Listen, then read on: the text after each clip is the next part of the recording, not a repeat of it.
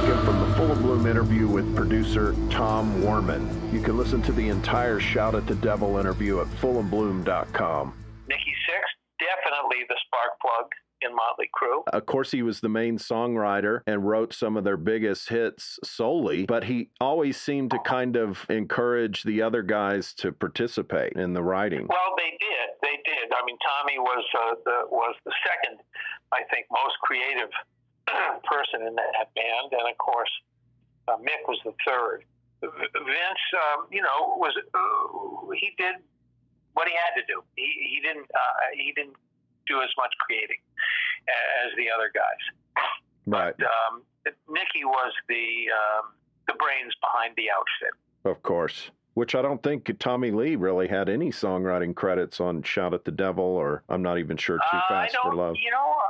I don't remember that, but his contribution to the band was, of course, really, one of my favorite rock drummers of all time. Tommy Lee is amazing. He really is. Yeah, he's very, very good.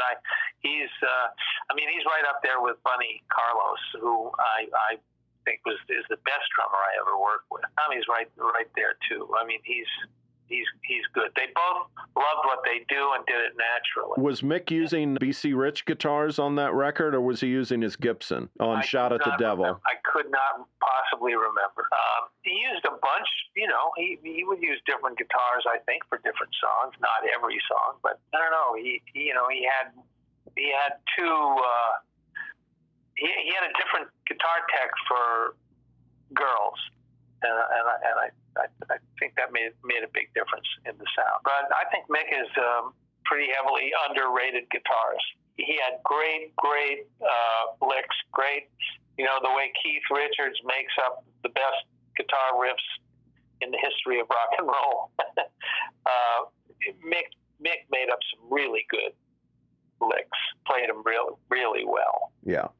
And I just think he was very good, very understated guy. Didn't stand out, didn't want to stand out. He was a great guy. I had the best relationship with Mick.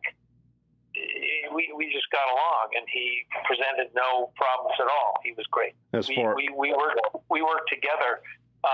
He'd do his basic track, and then I would work with him in the control room on fills, and I'd kind of sing to him, and he'd try something, and we'd tailor it, and then we'd do fills. I'm big on guitar fills, between words, between verses and choruses, turnarounds. So he was extremely cooperative and creative. I like the sound of Girls, Girls, Girls of that album.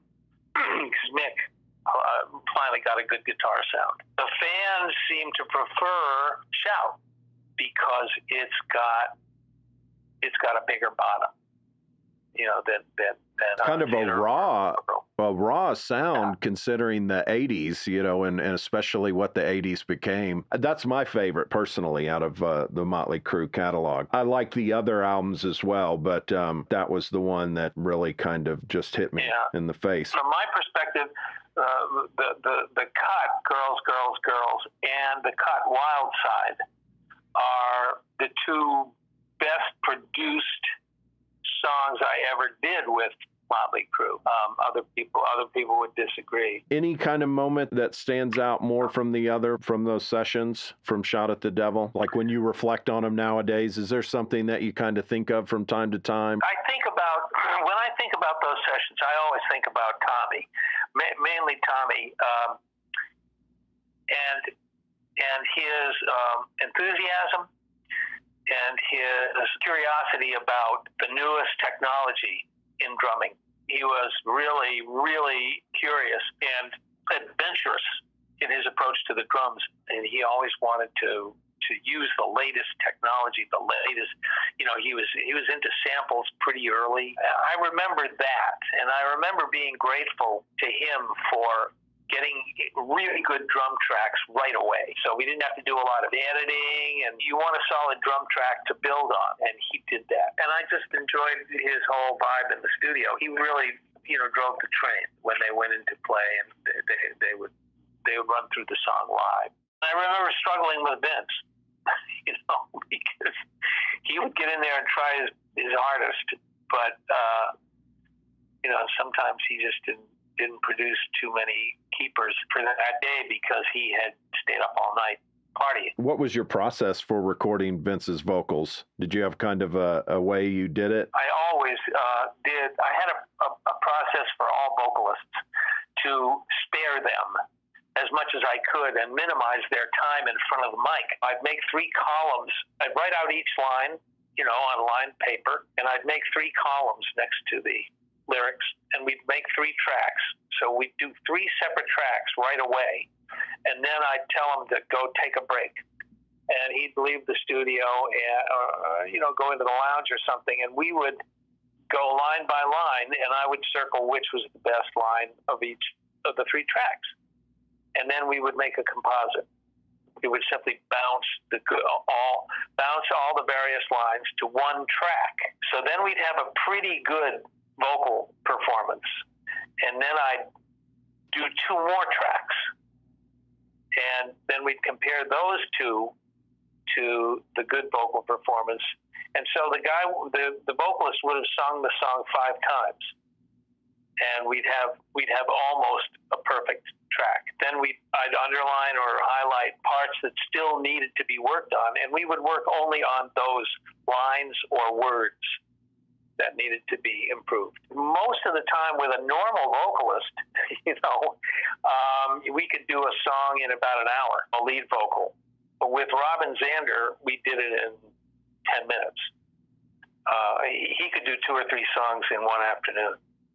He was truly amazing.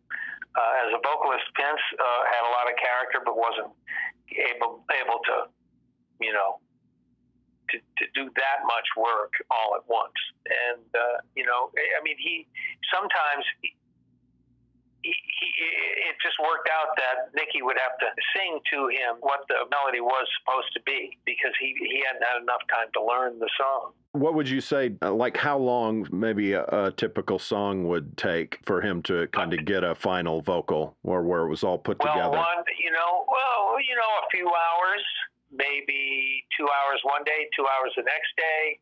And once he had been partying the night before, he came in, he took his place in front of the mic. We worked with him for several hours and we kept one line. Do you remember what song or what line that was by any chance? I do not, but that wasn't on Shout. The one line day was on Girls, Girls, Girls. I cannot remember what song it was. Uh-huh. But, then hopefully, he'd go home and not go out that night. And Right. The next day he'd finish the job. 10 Seconds to Love. Now, there was always a rumor Vince was like banging some chick in the studio while you guys recorded his vocals. Any truth to that? Definitely not.